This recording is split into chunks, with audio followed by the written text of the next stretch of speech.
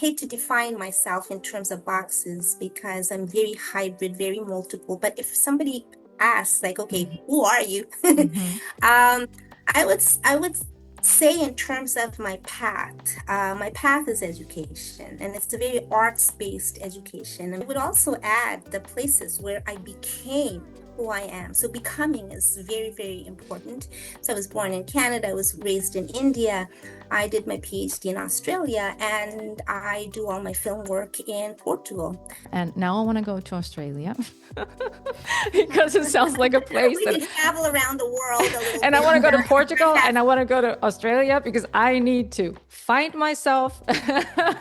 All of those places that you're traveling, do you ever feel like you're looking for the place where you can truly belong, or do you truly belong only to like yourself, to your like inner landscape? I learned through this whole process that, you don't need ownership to call a place of as a home. Um, Actually, the irony is that sometimes when, we're too set in a place, um, we overgrow that place. And I think there's a lot of comfort in saying, oh, like this one place is home, we have family, we have work. But I feel the limits of that too. I feel vulnerability is both a challenge and also an opportunity. And now, because, when we're writing a book or we're doing a film, we only have so much time and space to tell the story.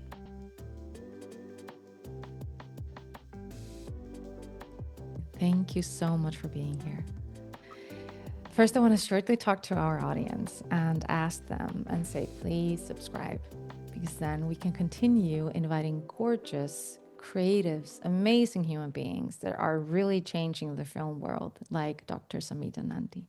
So please, please, please hit that subscribe button. It would be very appreciated. And we are doing this so we can learn from each other and pick up each other's, like, see where is, like, with Nandi, like, and Samita, is that what she's done and how her path has grown, and she's not afraid of taking the steps, and that we just can, be inspired by her and be inspired by you. Thank you so much for being here. And Thanks for having me. I want to introduce you because it's very special. So you have a beautiful doctor's degree. You have studied a lot. So Dr. Samita Nandi. You're an actress, director, and author. And you're also a celebrity expert. I've never met one. You were the first one that I'm meeting. And I was like, that's interesting. Yet I want to definitely start with you because you are my celebrity here. You're our celebrity at Ambitchiously Intelligent. And so thank you so much for being here. And what I would love to start with, like, you grew up between cultures. And how did that dual upbringing shape the way you see media and fame and identity? That's a fantastic question. So just so that audience know, I was born in Toronto, and I was partly raised in India, in the eastern part of India. And when I was about 21, I went back to Toronto where I did my bachelor's, my master's, and I started teaching at the University of Toronto.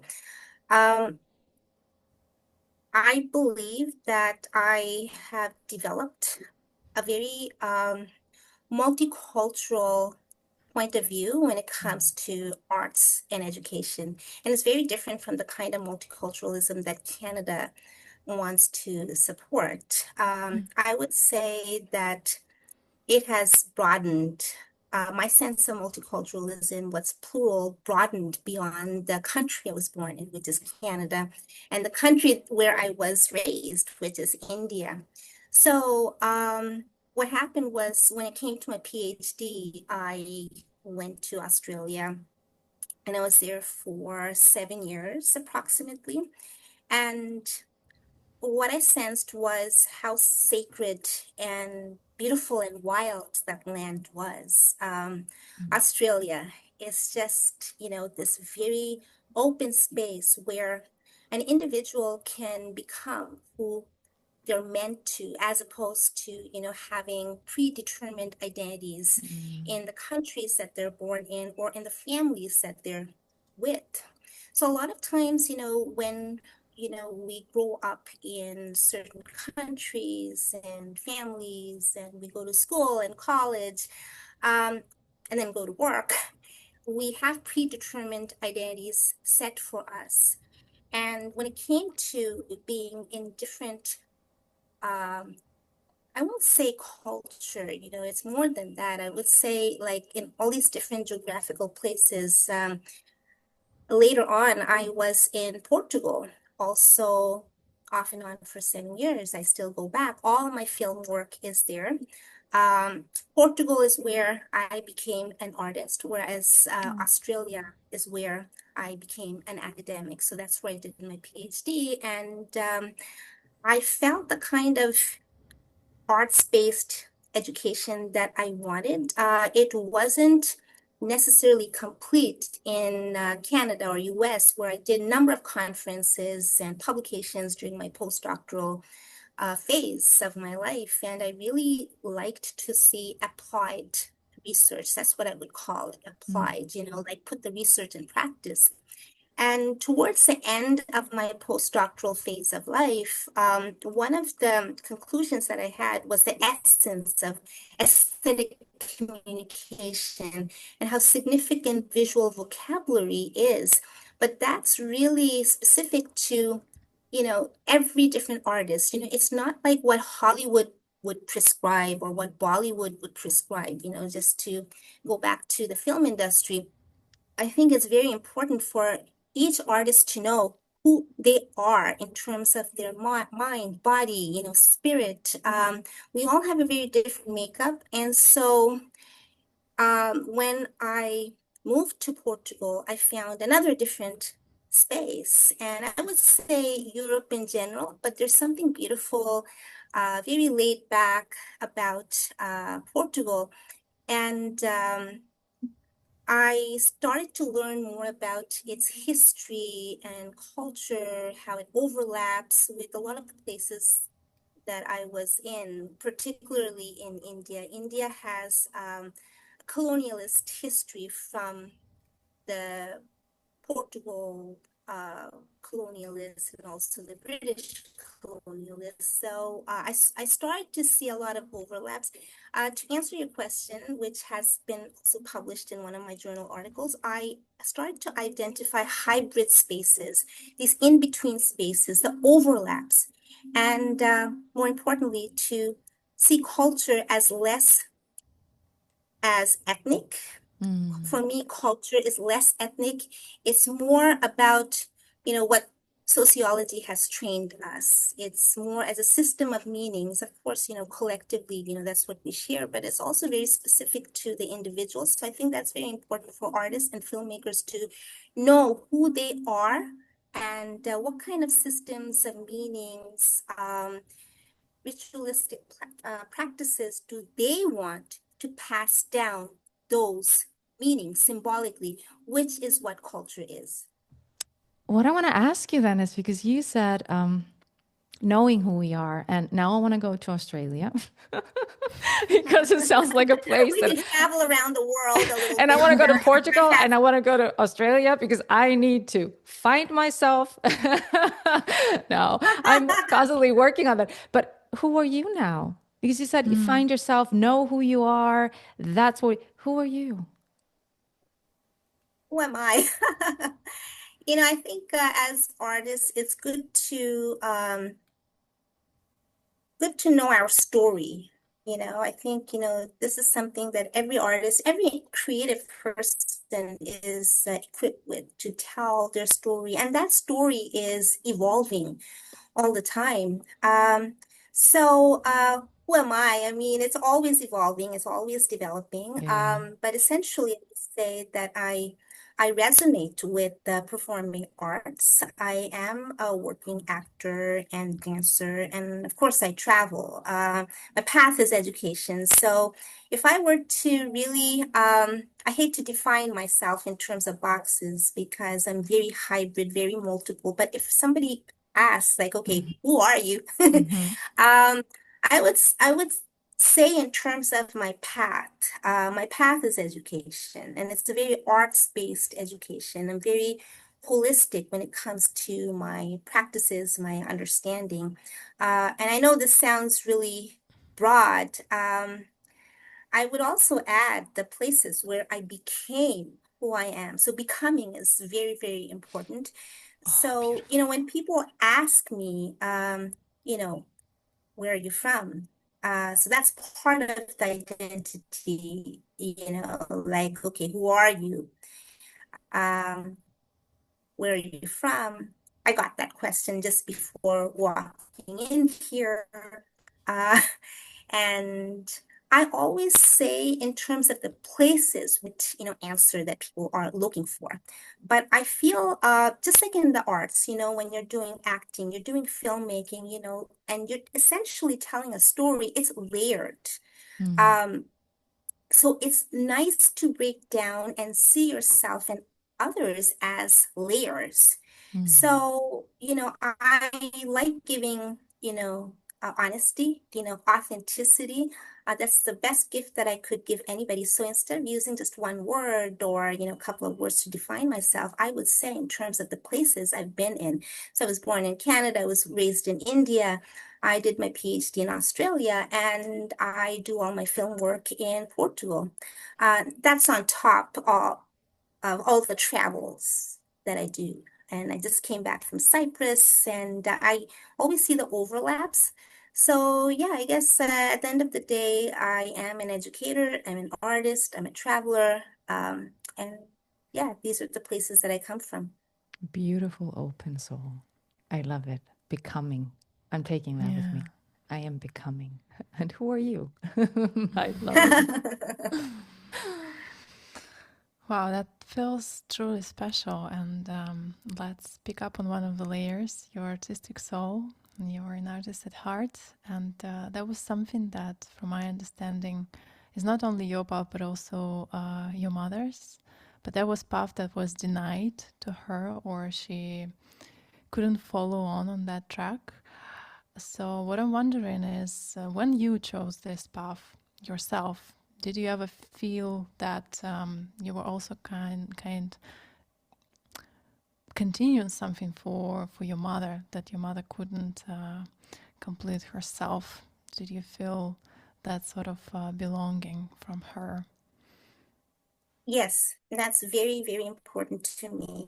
And I'll go back to that question, but recently, not too long ago, one of my friend's dad, he's very well traveled. He loves different languages, and he inspired me to go to different places just to honor the places. It doesn't have to be for a particular goal that, okay, like I want to become an actor or a filmmaker, you know, um, you can just travel, take up those journeys, let's call them journeys, to honor the places. So I think I definitely give a place to my mom. I honor her. She inspired me to consider arts and education, and the access that she was denied, she opened it up for me. And I also open it up to her in spirit. So I feel like, we're working with each other. We're co-creators. And so every time, I level up, I'm always in training. So if I upgrade my acting or my dancing, right now, where I came from, it was actually gymnastics. That's very important for dance sometimes. It's not necessary, but it does uh, it does add a holistic layer to my practice. So I chose that. Let's call it life force, like I'm adding to life force. And I often think about my mother actually, like it's like I am taking her with me. If Mm-hmm. she had this chance, like many other girls could, then I would give that chance. So I guess, my mother is both literal and metaphor. And I feel like, if I give this chance to my mother or any other girl, who needs education, who needs arts, who deserve it, I would give that chance. So I feel like, I am actually opening that door. So as Gandhi would say, be a living example of change. And I feel there's transformative power, not only for ourselves, but also for others. It's beautiful. It's a beautiful journey. And what I want to ask you is, do you feel that the filmmaking, because all of those places that you're traveling, do you ever feel like you're looking for the place where you can truly belong, or do you truly belong only to like yourself, to your like inner landscape, and to the filmmaking world? Because that's the question I'm asking myself. I also love traveling, and I've been to a lot of places, lived to a lot of places, but kind of still, I don't know, I'm of hope of finding one where I can feel like I truly belong. And I don't know if this place exists even, if it's one place or it's just a compilation of the whole thing, the whole planet of places. I would say yes, but it's not a direct, straightforward line, and I think I'm also accepting the unknown.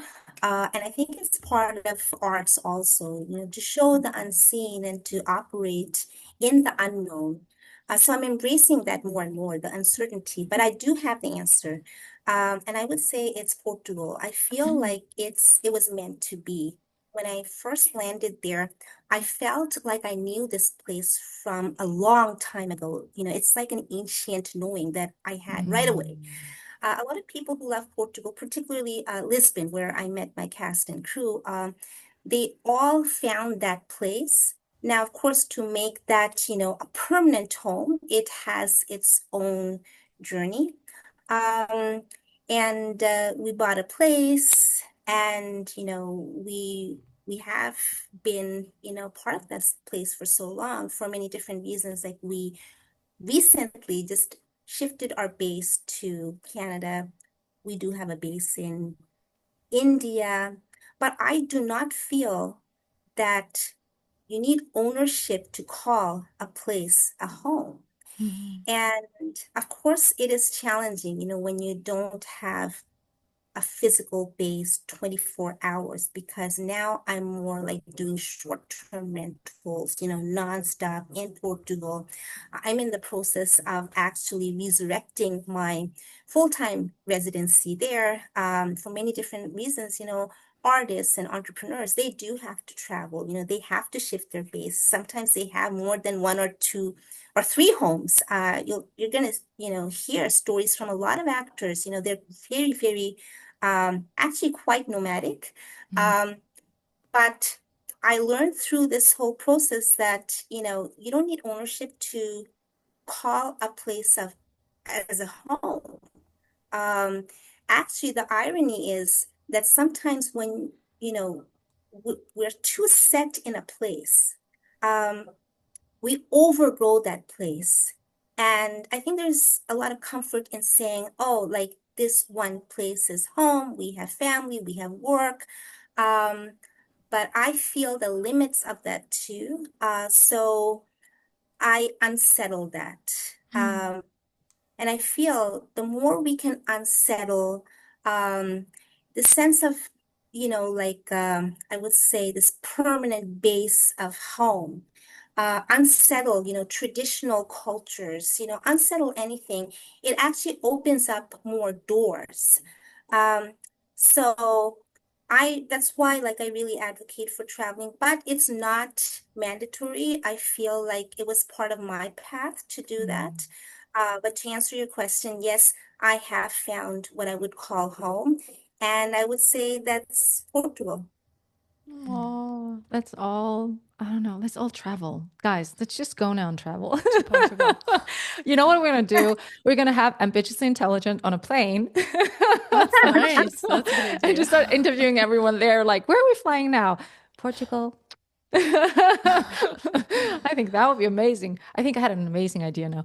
You just said, you guys. Let's just market it. Let's market it. I love it. I'm on Yeah, board. I mean, well, it's beautiful. Of course, like when it comes to certain official ways of, doing residency, they're paying tax, they're learning the language. That's not easy, but I feel there's a lot of unlearning of past traditions that do not serve our purpose. So I think there is a lot of value in just learning. So I am learning Portuguese as my fourth language right now. I already speak three languages, and I'm learning Portuguese as a fourth language. And it really used to bother me, thinking that, oh, I'm not perfect with my Portuguese, and but I've accepted that, okay, it's good to take a slow pace. Some people have skills in, doing everything like super fast.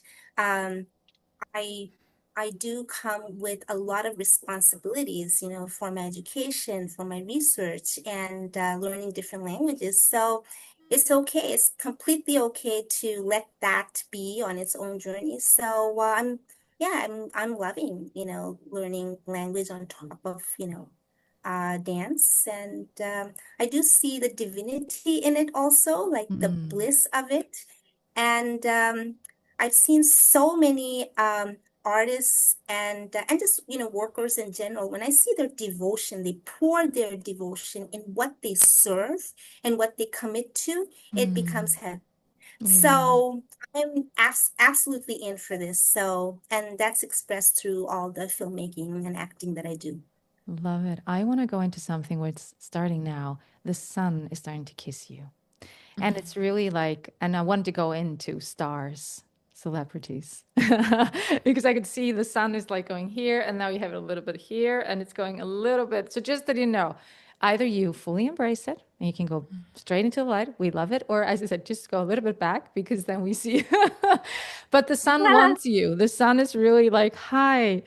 And that's where I wanted to go is you were talking about nomads, actors that are, that travel a lot and that we have to, as I'm an actor too, and we're not only in one place. But what's interesting is, as I said before, a celebrity expert. That is something that's really interesting. And how does celebrity culture impact independent filmmaking or filmmaking in total? And how does it impact us filmmakers emotionally, not just professionally? The impact is huge. Whether we like celebrities or not, we live in celebrity culture, especially if we're coming from urban places like big cities, celebrity culture, which is historically rooted in film stardom. Mm, We can't escape that. And the pressures are really high, especially for independent actors and filmmakers, because my study and practice showed a lot of media politics, and I've observed that. I was trained from the American Academy of Dramatic Arts, where stars like Robert Redford and Kim Cattrall and Paul Rutter, they graduated. So I take a lot of pride in that. And I was trained, but I was told, and I'm not going to name the person there, but I was told I would never get a lead role. And back here in Bollywood, where I was also trained and I learned a lot, but I was also told that actors are basically like slaves. And they don't have a say. They really have to follow what the director and producer are saying. And I partly believe in that because I'm a director and I do have a vision, but where I open doors for myself, and I really envision this for a lot of actors out there now that we have so much access to technology. mm, I think we're in a very good time, where we have democratic technologies and we can tell stories in ways that, again, my mom did not have the opportunity to.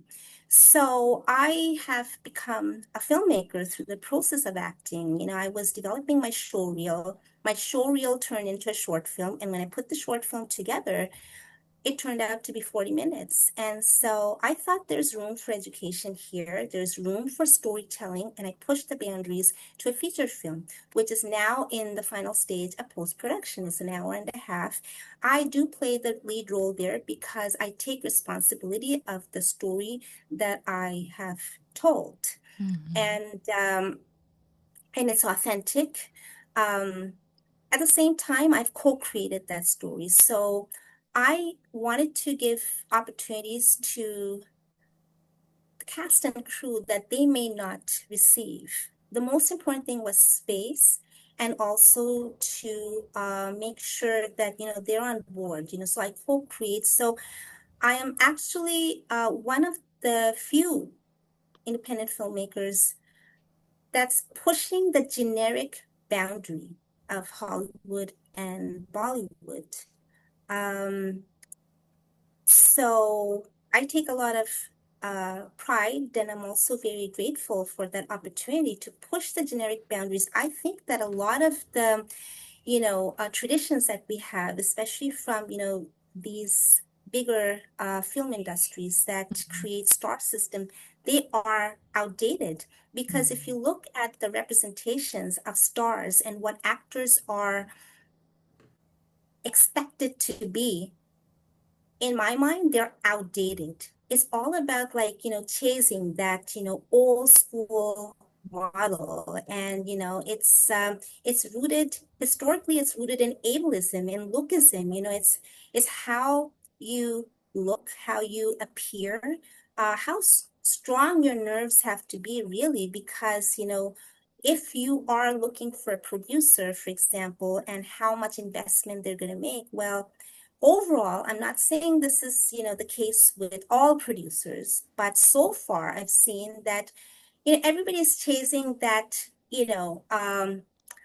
Game of Thrones or Lord of the Rings, it's like even filmmakers, when they want to make a film, like they set the bar really high, and that is beyond human. I feel like, um, it's not realistic. I even see on platforms, I won't name the platform. There are a lot of, platforms out there, like they are selling this idea of $1 million film with 1 million followers, and how does that happen?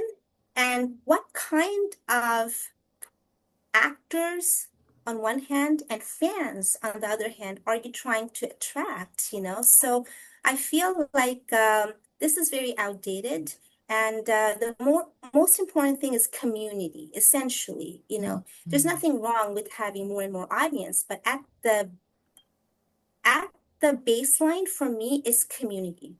So if you have access to good technology, it doesn't have to be perfect. I've used experimental methods as well, and that's on top of very good camera work. I have mixed modes of telling a story. It's very multimodal.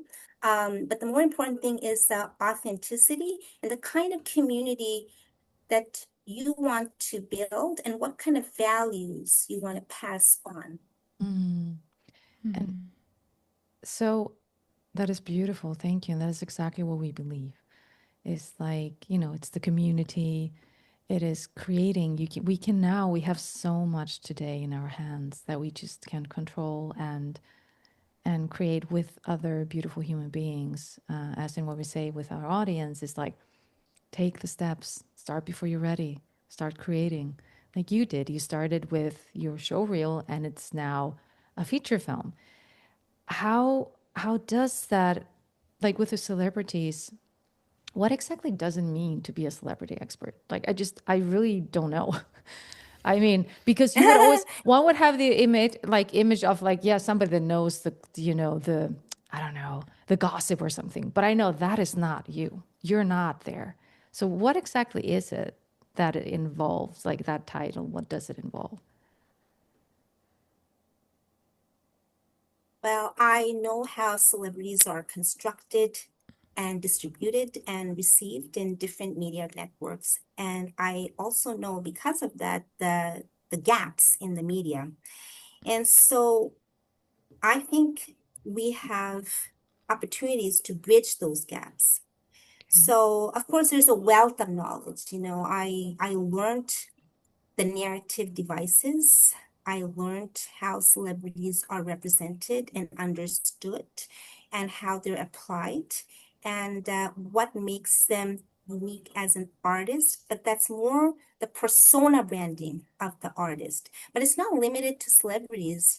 That kind of study and understanding, it is available to all. And that is why I launched the Center for Media and Celebrity Studies, and I started off with conferences and seminars and books and workshops just to make this knowledge available. So, of course, a lot has been published in our books, in our anthologies and research papers. So I would really ask people to visit those because wealth of information is there. So I won't repeat that at this point, but the biggest takeaway, as I said before, was one of the conclusions that we had out of this research, what makes celebrity culture so attractive. It's not just the persona branding, it's aesthetically how that persona is actually communicating their arts and their essence, let's say their essence. And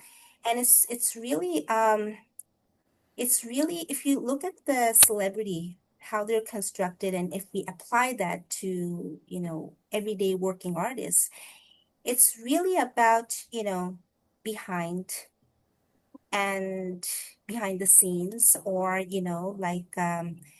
direct in front, what's absent, what's present, what's before, what's after. With or without makeup, so on stage, off stage. So when you look at the way celebrities are represented, it's always in terms of binaries. There's always a paradox, which is only partially resolved in the narrative of the celebrity. So we're left wondering all the time, who is a celebrity? We're always seeing them in magazines and on news broadcasts. We see them in terms of before and after, on stage, off stage, absent, present. Like, who is this person really? So really, we're asking about the authenticity, and that question is partly resolved through their ordinariness. So all of a sudden, for example, you would see in gossip and rumors that, oh, there is an actress who's pregnant and she has no makeup and she's, walking out of the door of her car.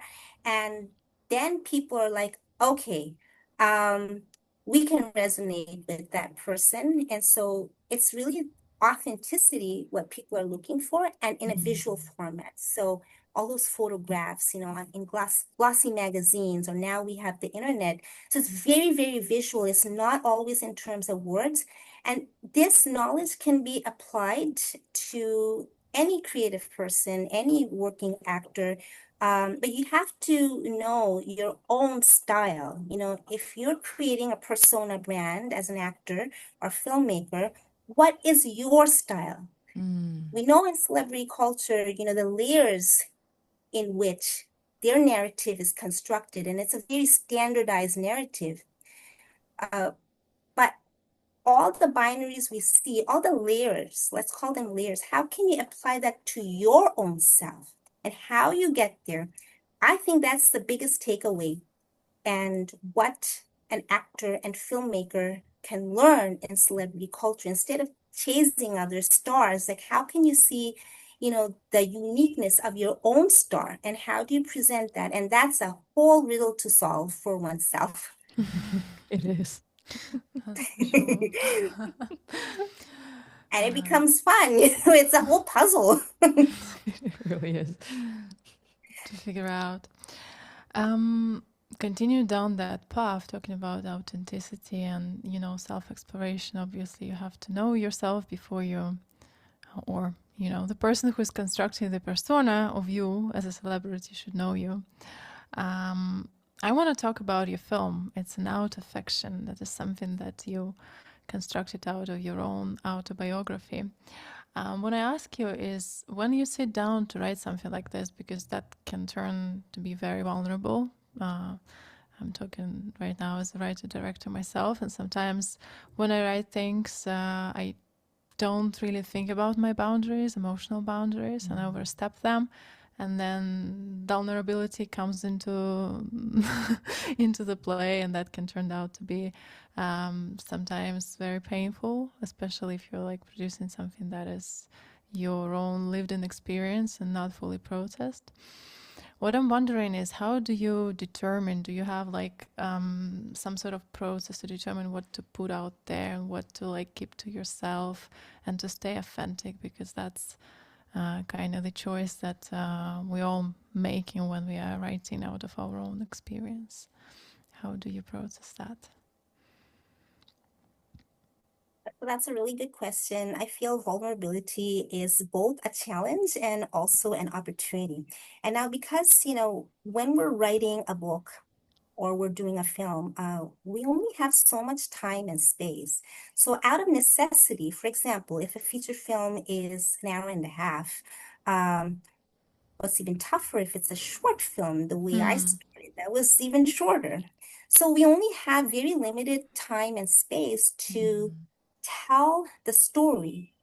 And it's not just my story. It's actually telling the story of many women as well as men who are victims of patriarchy. So it has to do a lot with gender relations, my film and my book. And because I did not limit the story to myself and I made it broader to the public, that made it easier. That process made it easier. And as a former journalist and sociologist, I'm very aware of, how to gather data and how to have, the required research to make it accessible and inclusive. So that this story speaks to all. So that made it really, really easy. I won't say the easiest, but easier because it's not limited to me. It's also about others. And again, because of time and space, I had to fictionalize quite a bit because, like I want to make sure that this story is told with precision. I had to be precise because I'm working with limited time and space, yet I have to, speak on behalf of many people. So I would recontextualize. And that happens often in fiction, like in books. You're going to see characters are renamed, places are changed a little bit, so essentially what you're doing is recontextualizing and you also want to see a resolution, so if there are true stories that are being told but not fully resolved, but you want to see a resolution, you have the capacity to recontextualize and see the end that you would like to see. And that's for educational purposes. So I do address quite a bit of domestic violence and abuse, but that's not what I want to leave the world with. I want to see a better world. So what kind of spaces do I want to see? What kind of gender relations do I want to see? Should there be any class? So I also envision a future within the present story and also try to make it a little bit funny. I hope, people do feel a bit of entertainment and and actually resonate. Okay, so you're making it true to yourself while also expanding it to other people's experience and for them to see their own representation, their own story in your story. That is Yeah, wonderful. yeah. I think this is the power of art, one of the strongest, definitely, to feel like you belong there to someone's story. Yeah, and I love my cast and crew and something that I want to just add that yes, we call this a film. It is a feature film. I'm writing a book, which is essentially, a novel. But at the end of the day, they are, different kinds of media, right? So I am a media media graduate. My bachelor's, my master's, my doctorate, they were all in the field of media, and my specialization happened to be celebrity culture. But if we think about like, the film, the book, any visual art, it's all really different kinds of media. And I remember one of my co-writers, and he's also a co actor in this feature film in the past on one of my festival panels. He said something really powerful that I would like to pass on. And, I was asking him about media relations, like um, what kind of public relations, can actors and filmmakers expect in celebrity culture where there's so much competition? And, he really wanted to bring our attention back to the film as a medium. He was like, well, I mean, if we're thinking about media and public relations, well, the film is the medium. So that comes first. We don't have to, worry about publicity and, like, and all the challenges that, we face in celebrity culture. The film is the medium. And that was really reassuring because, sometimes we're caught up with, uh, that, oh, I'm an actor, I have to perform in this way. I'm a filmmaker, my film should be this way. And, but at the end of the day, it's a medium, literally and metaphorically, it's a medium. It's expressive. So it's good to be grounded that way. And I really hope, working artists, they don't feel challenged in celebrity culture so much, and they just go back to the baseline that, yeah, this is a medium of expression. I've heard some experimental filmmakers calling their films it's a multimedia project. And it's an audiovisual, format. That's it. I mean, it's a film, It's a film. And you know what? I like that. It's a film. It's a Yeah, film. but we don't have, Ah. but it's also when you're in the talked about process, like how to make the process, easier. Like, you see it at the craft level, really. This has been so wonderful, Samita. This is so beautiful. I just have one last question, and we cannot let you go without that one. Because you have done so much and you definitely are giving back and want to give back. And one of the ways is that you have a film festival of everything you're doing because I don't know, where you have the time, where you take the time for all of this. And the film festival you have is the Wall of Fame, obviously. But you talked about when we met that you want to turn it into residency. Am I right? That That's it's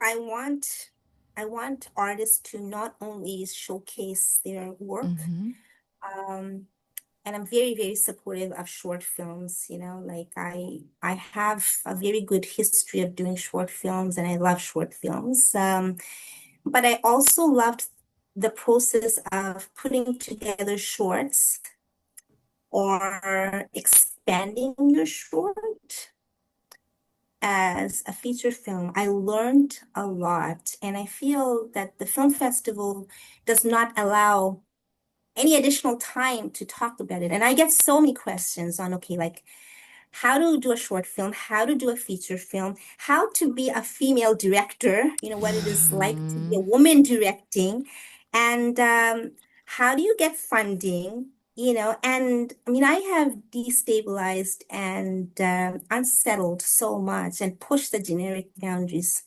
quite a bit. So there's a lot to learn, and I feel an art residency will give that communal space to working actors to tell their story in the way they want. They choose the medium they want. And it's going to give them space and skills and tools. And at the end of the day, I like to enable artists, in the way they want to become. But I think it's a great opportunity for people to learn. a little bit more and connect further. So this is a vision I have. Of course, the film festival is there and it's called Wall of Fame because I love to honor actors and filmmakers, especially ethical ones, as role models in everyday life, especially in celebrity culture. I think this is very important to recognize everyday life heroes and acknowledge, the kind of ethics that they're working with, especially for a lot of social justice issues. And hence it's called the Wall of Fame. Oh, that is beautiful. Beautiful. Where can people reach you? Where's it best to reach out to you? And when the Wall of Fame, is it now? When is it again? The festival? When will you be? So, it should be within another year. So I would ask people to visit Film Freeway, like bookmark Wall of Fame. But if they want additional information on, okay, like what production is going on, because our views are informed by both research and production, and we do hold screenings from time to time because we have a very good festival community. And so they can sign up with our newsletter. And if they go on our website, which is cmc-center.com, they can sign up with the newsletter so that they don't miss an update. And that's where all the updates would be on the festival, on the books, the screenings, everything. And of course, if they want to reach out to me, my website is samitanandy.com. And I also update on Instagram. So I would also recommend people to connect on that Instagram. And it's Samita Nandy official. That's my handle. And we will put all the links in the show notes so that you do reach out to Samita. It's amazing the work she's doing. And there's so much to learn from you. Thank you so, so much for that. And thank you for everything you're giving. You give and give and give. Like, it is so obvious that you want others to profit from everything you've learned and the steps you've taken. And that is beautiful. So thank you so much for this, your precious time. I know you're very busy. So thank you for your precious Well, time. thank This you has for been having me. wonderful. Thank you.